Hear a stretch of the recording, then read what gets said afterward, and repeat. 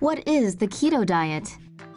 A diet that has been gaining in popularity in Silicon Valley reportedly can help those practicing it burn 10 times as much fat as a standard diet. The ketogenic diet is a high-fat, low-carb plan where healthy fats make up 80% of a person's daily calories and protein 20%.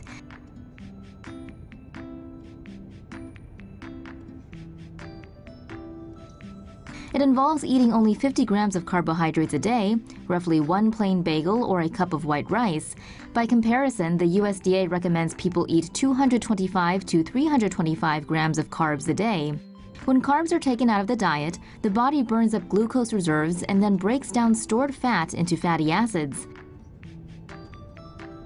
These fatty acids move to the liver and are converted into ketones. The brain and other organs use up ketones in a process called ketosis.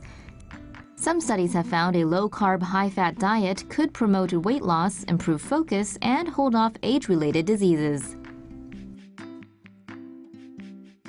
Love dieting? Keep watching. North Korean defector's stomach full of nasty parasites.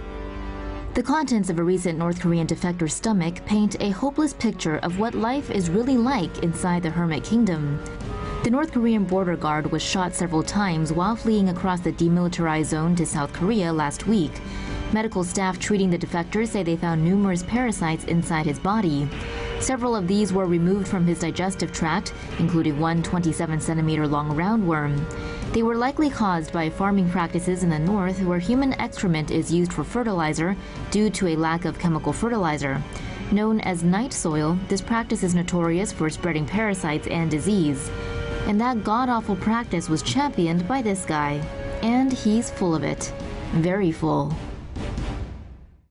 Bears becoming vegetarian because of global warming. Are you hot? Looks like global warming is getting so unbearable that grizzly bears in Alaska are now going vegetarian. According to a new study, grizzly bears on Kodiak Island changed their diets due to climate change and started eating berries instead of salmon. Normally, researchers would see grizzlies eating large amounts of sockeye salmon from streams in preparation for the winter.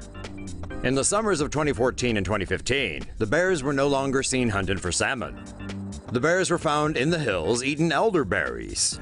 Warmer temperatures were causing the berries to ripen earlier. This meant that salmon and berries were available at the same time.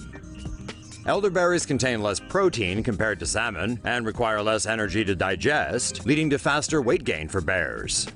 The change in diet was also found to be affecting the bear's natural habitat because fewer fish carcasses in the forests meant less nutrients being absorbed into the soil.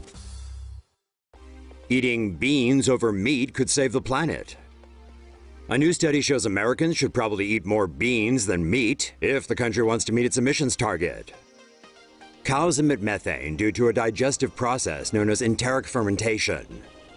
Most of the methane is released through belching, and only a small percentage is produced through flatulence. The massive amount of greenhouse gas produced by cows is comparable to the pollution produced by cars. Growing pulses is greatly beneficial to the environment, as they are able to directly draw nitrogen from the atmosphere and convert it into nutrients. This means a reduction in the amount of fossil fuels used to produce nitrogen to create these nutrients. It is also much more water efficient to grow pulses than to raise cattle. Beans also provide similar nutrients to the human body as beef, without the increased risk of developing type 2 diabetes, stroke, and colorectal cancer. Research shows changing the population's diet from beef to beans could help the U.S. meet its emissions target by 2020. Another study published in April recommended substituting meat with crickets and mealworms in order to reduce greenhouse gas emissions. Would you give up your juicy steaks for beans and worms? 10-month-old baby weighs 62 pounds. Luis Manuel Gonzalez is a 10-month-old baby. The only problem is, he already weighs a whopping 62 pounds, and doctors can't figure out why. Luis was born weighing 8 pounds, but then his parents quickly noticed him pack on the pounds at a phenomenal rate. After only 1 month, his clothes were already too small for him, so his parents had to buy him way bigger clothes. Doctors initially suspected Luis may have Prader-Willi syndrome, a genetic disorder that causes an endless appetite, which can lead to chronic overeating and obesity. However, that diagnosis was ruled out after his mother explained that Luis isn't an excessive eater and eats a normal amount of food for his age. Physicians are now waiting on tests to see if Luis's condition may have been caused by his mother's unhealthy diet when he was in the womb. If that's the case, hormone shots may be able to improve his condition.